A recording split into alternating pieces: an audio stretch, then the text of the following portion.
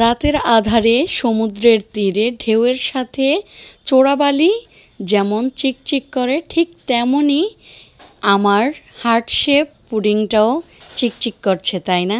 আসসালামু আলাইকুম। আজকে আপনাদের সাথে শেয়ার করব সেমাই পুডিং রেসিপি।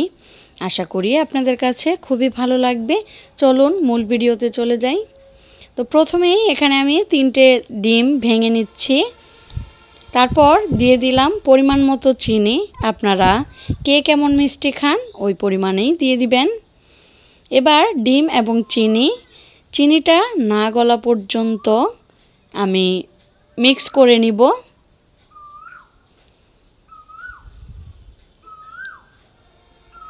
খুব ভালোভাবে মিক্স করতে হবে যাতে করে চিনিটা গলে যায় এবং ডিমের ভিতরে কোনো লাম্পস না থাকে। তো ভালো করে ফেটানো হয়ে গেছে আমার। এবার আগে থেকে জাল করে রাখা দুধ দিয়ে দিচ্ছি, এখানে হাফ লিটার দুধ। এবার খুব ভালোভাবে মিশিয়ে একটা সাইডে রেখে দিব।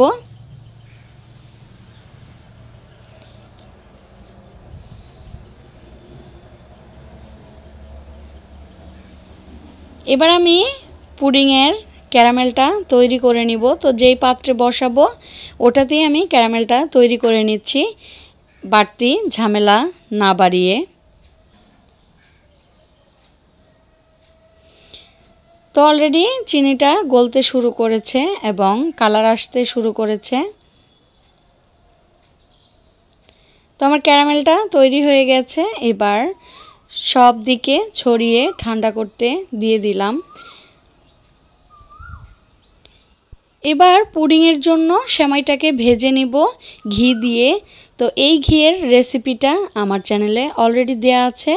আমি এই ভিডিওর ডেসক্রিপশন বক্সে ঘিয়ের রেসিপির লিঙ্কটা দিয়ে রাখবো, আপনারা চাইলে দেখে নিতে পারেন। তো কড়াইয়ে 1 চা চামচ ঘি দেওয়ার পর সেমাইটা দিয়ে এবার আমি হালকা ব্রাউন কালার করে ভেজে নিব।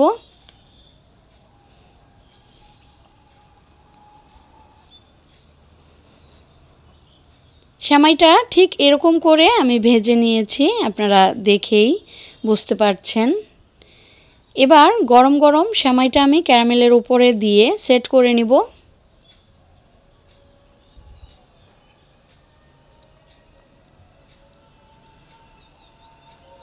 সেমাইটা সেট করা হয়ে গেলে আগে থেকে দুধ এবং ডিমের যে মিশ্রণটা ওটা আস্তে আস্তে করে ঢেলে দিব।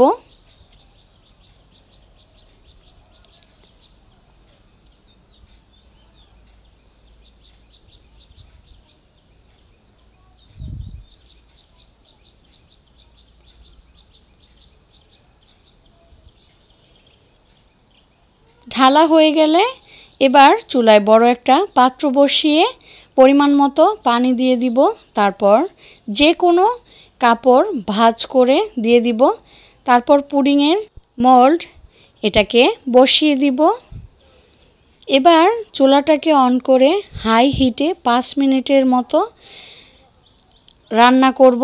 তারপর চুলার হিট লো করে 30 মিনিট আবারও রান্না করে নিব। 30 মিনিট পর চুলাটাকে অফ করে দিয়ে এইভাবেই 1 ঘন্টার মতো রেখে দিব। 1 ঘন্টা পর আমি নর্মাল ফ্রিজে আরও 2 ঘন্টার জন্য রেখে দিব সেট হওয়ার জন্য। তো 2 ঘন্টা পর আমি পুডিংটাকে নামিয়ে নিলাম, একদম পারফেক্টভাবে সেট হয়ে গেছে। এবার আমি সাইড থেকে ছাড়িয়ে নিয়ে প্লেটে সার্ভ করে আপনাদের সাথে শেয়ার করব।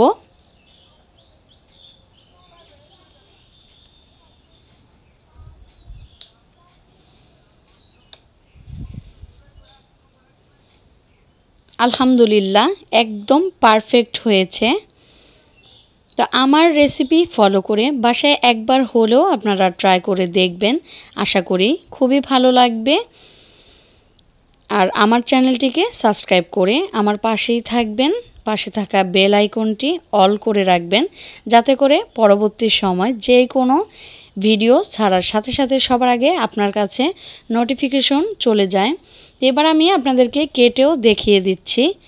আর এর মাঝে আমি এই রেসিপির ভিডিও থেকেও বিদায় নিয়ে নিচ্ছি। সবাই ভালো থাকবেন, সুস্থ থাকবেন। আল্লাহ হাফেজ। আসসালামু আলাইকুম।